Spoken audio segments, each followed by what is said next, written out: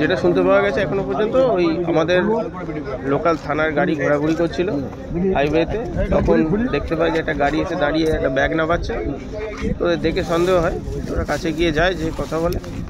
তো ওরা জিজ্ঞাসাবাদ করাতে ঠিক করে অ্যান্সার দিতে পারছিল না। প্রথমে বললো যে গাড়িতে কিছু ক্লথ আছে, অমুক আছে, এইসব বলছিল। তারপরে পরবর্তীকালে যখন আরও জিজ্ঞাসাবাদ করা হয়, ডিটেল বলতে পারে না, তখন ধরা হয়।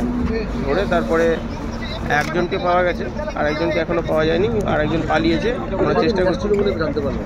এরা যতদূর খবর আছে কলকাতার দিক থেকে নিয়ে এসেছে। এক্সাক্ট জায়গাটা কোথায় আছে, কোথায় কীভাবে হলো, সেটা এখনো তদন্ত সাপেক্ষ ব্যাপার। ওটা দেখা হচ্ছে যে কীভাবে কোথা থেকে করা হয়েছে। চেষ্টা করছি বাকিটা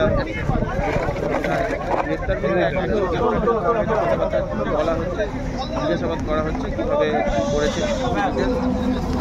আপাতত এইটুকুই পাওয়া গেছে। বাকি অন্যান্য জিনিসপত্র যে রয়েছে এখন তদন্তের সাপেক্ষে বলতে পারছি।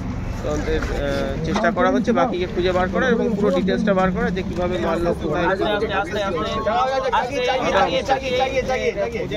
মুখ ও বাঁধা অবস্থায় ছিল, সেলোটেপ দিয়ে আটকানো ছিল, হাত পা আটকানো ছিল। সেই অবস্থায় গাড়িতে ট্রলির ভেতরে পাওয়া গেল।